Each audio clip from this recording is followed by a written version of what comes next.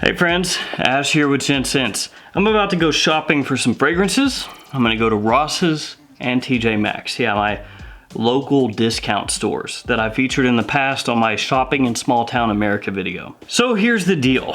I'm gonna go into those, film a little bit, show which fragrances those stores have, and pick a few of them up. That way I can do kind of a Ross TJ Maxx unboxing first impression haul video kind of thing. I don't have a set amount that I'm wanting to buy. I'm not saying that I have to purchase a specific amount of fragrances, but I am definitely going to purchase something at these stores. So I'm gonna get going right now. You'll see the fragrances that they have at those stores to pick up, and I'll pick some of them up and kind of open them and smell them here for you. So let's go.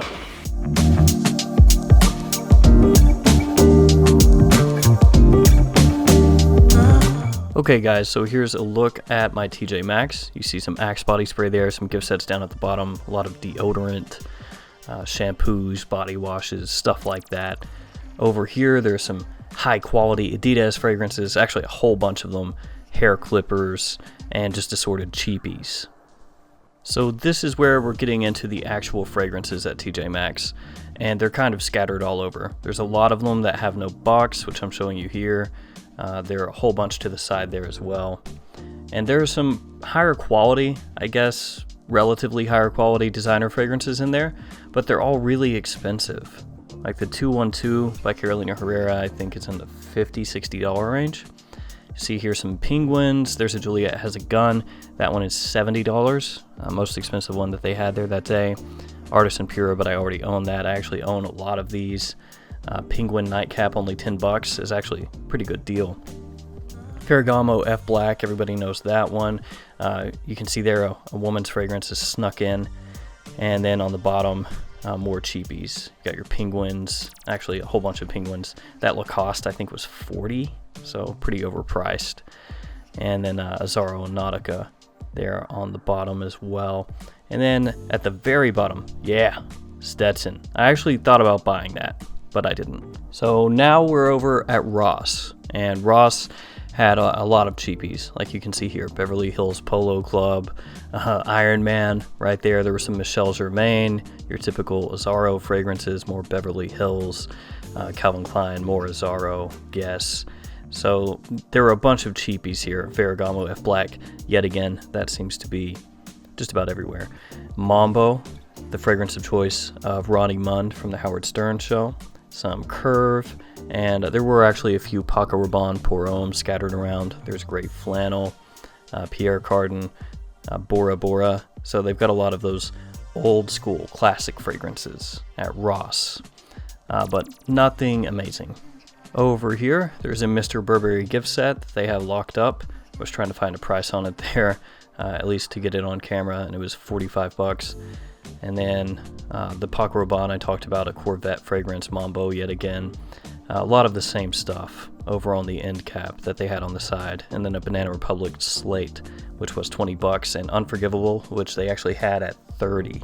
And then this in the women's section. She Called But He Was Unreachable by Josh Meyer. Yeah, from Imaginary Authors. I am back. I purchased 4 fragrances, 3 at TJ Maxx, 1 at Ross's. So I guess instead of revealing which fragrances I bought all at once, I'll just go through them one at a time. The first one I bought is this one, Ice Blue by Penguin. And this one was $14.99. You can see it right there, $14.99. So I own a bunch of different Penguin fragrances. They have a couple of lines, this line of fragrances, and then the line that has premium blend, original blend, iconic blend, and all of those. You know, the ones that come in bottles like this. And this style of bottle is actually much nicer than the style of bottle that this one has. I'll crack into it, that way you can see what I'm talking about. And this fragrance, for whatever reason, is not on Fragrantica. It's not on Base Notes. So this isn't on any of the major websites that have fragrance databases. I'm not sure exactly what the note breakdown on here is supposed to be, though I imagine by the name that it's supposed to be a fresh kind of fragrance, maybe aquatic. So here's a look at the box. Ice Blue by Original Penguin. You have a little penguin on the top of the box there, a little info on the back of the box, then your ingredients and your batch code on the bottom of the box. let's open this one up and see how this smells. Okay, so originally I thought there was a little issue with the cap. They actually have just changed the caps on this bottle. It was loose inside of the box, and I thought there was maybe an issue with the cap being magnetized, because the others in this line that I have a magnetic cap. A very, very, very weak magnetic cap, where the cap just comes right off and doesn't actually stick on at all, but still an attempted magnetic cap. This one though has a cap that kind of clicks into place. Honestly, I prefer this over the really crappy magnetic cap. So here's a look at the bottle. It has a nice blue gradient to it with the penguin logo there on the front. And then on the top of the cap, there's a penguin as well. And there's a little better look at that penguin. On the bottom of the bottle is a sticker, though I don't see the batch code on there. Let's give this one a spray and see how it is. Similar to the other penguin fragrances, this one is very inexpensive, so it's not like I'm expecting something amazing here, but hopefully it smells okay. It smells about like I expected. It's a fresh, cooling kind of fragrance, a little bit brisk, has kind of an aquatic feel to it with what smells like bergamot in the opening. It's got a little bit of this semi-green feeling to it. It is fresh, it is clean, it's kind of like an out of the shower type of fragrance, something that you spray on when you just want to wear something and you don't necessarily care what it is, when you just want to smell fresh and clean, something that you would wear casually, and something that smells like it's for younger people out there. Maybe something for a high schooler where you just want to smell pleasant. It's okay. I mean, it's only 15 bucks, so I can't really rag on it too much. Obviously, I can't tell you about the longevity or anything like that since I just sprayed this on a tester strip.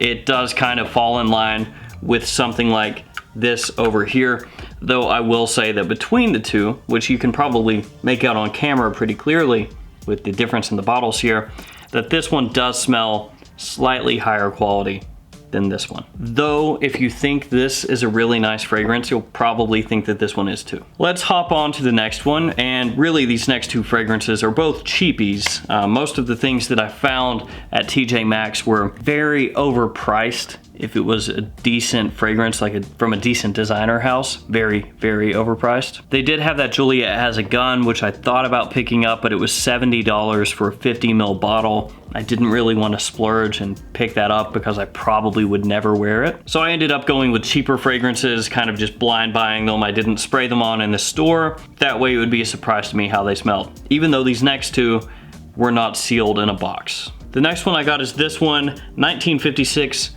Reserve. This one came just as is in the bottle. It was $12.99, as you can see by the sticker right here. There it is, $12.99. This one is an eau de cologne.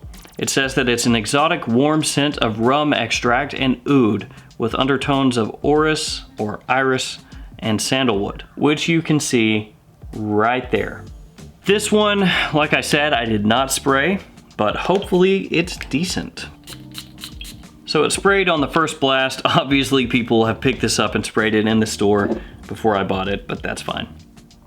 And according to the bottom of the bottle here, this is distributed by True Fragrance and Beauty, LLC, made in USA with foreign components. If that does not say quality, I don't know what does. And interestingly enough, it does have a batch code, but it's underneath the sticker. So if you look down the bottle like this, you can see it.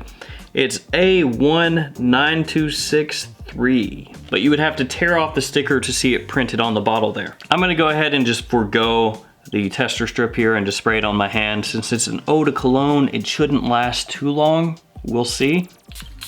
It's definitely not coming off that strongly from my skin, I can tell you that. It smells okay. It does smell like a cheaper kind of fragrance. It's warm, it's sweet. It's almost a little bit syrupy to me. It doesn't necessarily come across like oud at all. And the rum here is coming across, like I said, a little more syrupy than it is boozy, at least initially. At this point, there's a very, very subtle, tiny touch of this powderiness, which I'm assuming is supposed to be the orris, though I imagine in a $12.99 eau de cologne fragrance without a box that it's not real orris, but that's neither here nor there. It does give this fragrance a little touch of powderiness, and there is this very lightly creamy kind of woody note, which is supposed to be the sandalwood. Definitely smells inexpensive. When you compare this to nicer designer fragrances or niche fragrances, that goes without saying. But for $12.99, if you want a soft, subtle fragrance that's going to give you a warm, slightly sweet, semi-spiced kind of feeling, it's worth checking out. Maybe if you go into a TJ Maxx and you spy one of these, since they don't have boxes and this one was already sprayed, give it a couple spritzes on your hand. See how you like it. On to the next one. This one is a Frank Olivier fragrance, and it is called Passion Men. I do have to tell you guys, this comes off as one of the cheapest freaking bottles that I've ever seen. So you would look at this and think that this is probably the front of the bottle, but it's not. This is actually the back of the bottle. So this is the front, where it says Frank Olivier there, right where they've slapped the price sticker, and then right where Frank Olivier has slapped the ingredient sticker. The cap on this is just horrifically cheap. This is a piece of plastic that weighs absolutely nothing. There's a little Frank Olivier logo kind of imprinted on the top of the cap, which you can make out right there. The bottle itself feels really cheap in your hand. I know about Frank Olivier. I actually own a Frank Olivier fragrance that I've done a review on in the past. I believe the fragrance is called Sunset Vetiver, and that was actually really nice for the price that I paid for it, which was about $7. But at $7, it was a good vetiver fragrance. I'm not sure about this one. I'll go ahead and show you a close-up of the bottle and then we'll give it a spray. So this is the front of the bottle. You can see right there, Frank Olivier, $12.99, and there's that ingredient sticker I told you about. Here's a look at the back of the bottle that has this little design going on. On the side of the bottle, you can see there, Passion Men, and then on the bottom is your sticker and your batch code. This one also sprayed the first time I pressed down, so another one that people went around and sprayed over and over, testing it out. So there's a lot of synthetic, syrupy smelling kind of cinnamon off the top. A whole bunch of it. I think with this one, I'll go ahead and spray it on skin as well, just to see if it comes off a little bit differently. I've been doing that more with first impressions, and I might just do that going forward in general. Sometimes these tester strips, like I've said in the past, can lie to you a little bit. Okay, so there's a good amount of alcohol off your skin off the top, kind of bracing. Doesn't smell great. It's actually got a little bit of an overload of almost powdery alcohol. It's a weird kind of scent initially. Honestly, it doesn't smell good off the top. It really doesn't. Dusty, alcohol, synthetic spice kind of mess. As it settles down though, it starts to smell a lot better. That first 3 minutes or so, not great. It smells cheap, smells, like I said, kind of synthetic and like kind of a cluster. After a few minutes though, this smells pretty good for $12.99. It's got a nice sweet cinnamon, very sweet. It's got this decent amount of fruitiness that's behind that sweet cinnamon. So cinnamon, vanilla, apple, a little bit of citrus. This gets compared to 1 Million. It doesn't smell exactly like 1 Million, but it's definitely right there in that same family, that same style of fragrance. Yeah, this is not too bad. If you were looking for a cheapie, I would say out of these three, that this is probably the best one, though out of these three, this one has the worst opening and the worst cap. Yeah, this is not too bad. I can get with this. One thing too that I think is interesting here is that I looked this up, and tonka is not an official note, but if you look right here on the ingredients, right on the front, it's got coumarin listed. Coumarin is tonka, and you can definitely pick it up. So even though tonka is not listed, it's in here. Now the last one. I picked this one up from Ross. You saw it on my little walkthrough of the fragrances, and this is actually a feminine fragrance. It's supposed to be a fragrance for women, but I did not care. I had to pick it up. This one, She Called But He Was Unreachable. This is a fragrance made by Josh Meyer. If you don't know who that is, he is the owner, perfumer of Imaginary Authors. Do you see all these fragrances right here? Yeah, those. Every one of those is Imaginary Authors. I'm a big fan of Josh Meyer's work.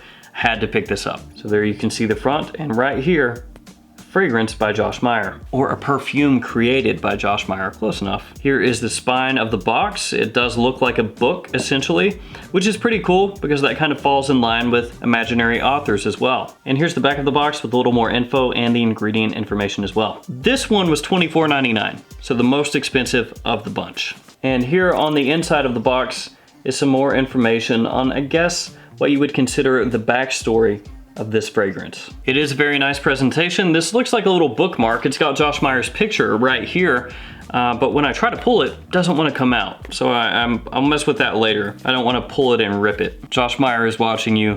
Josh Meyer is judging you. So here's a look at the bottle. It is a nice presentation, a little bit simple, but looks very nice. And there's a look at the back for you. I know this is technically a women's fragrance, but I'm just gonna go ahead and spray it on anyway, who cares?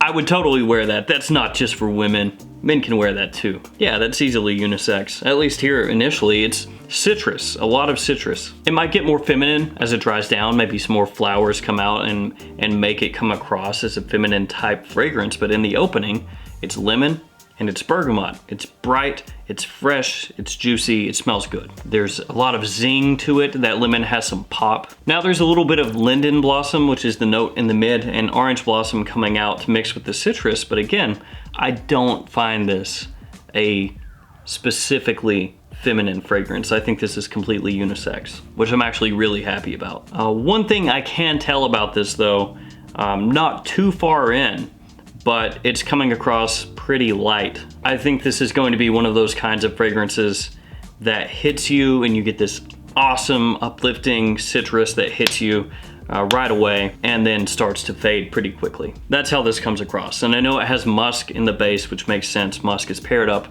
with citrus a lot, especially in fragrances of this type. I think it's going to be one that does not last all that long and doesn't project very much past the opening. Gonna be a refreshing, warm weather kind of fragrance that you just spray on to get that awesome opening. I'm glad I have it though, I really am. This is super sick for me for the collection. All right guys, that's gonna do it for me for my TJ Maxx Ross haul. Super pumped to get this fragrance. She called, but he was Unreachable. My favorite one, even though as far as projection, longevity goes, I think this one might be even less than this one. Still yet, don't care, psyched to have it. If you've smelled any of these fragrances, let me know in the comments below what you think about them. As always, thanks so much for watching. Thanks for all your support. Maybe we'll do this again in the future because heading into December, usually Ross, TJ Maxx, Marshalls, stores like that, they get loaded with fragrances. And who knows, maybe there will be some cool ones. I found a good one today, at least in my opinion. I appreciate all your support guys, and I'll see you tomorrow with another fragrance video.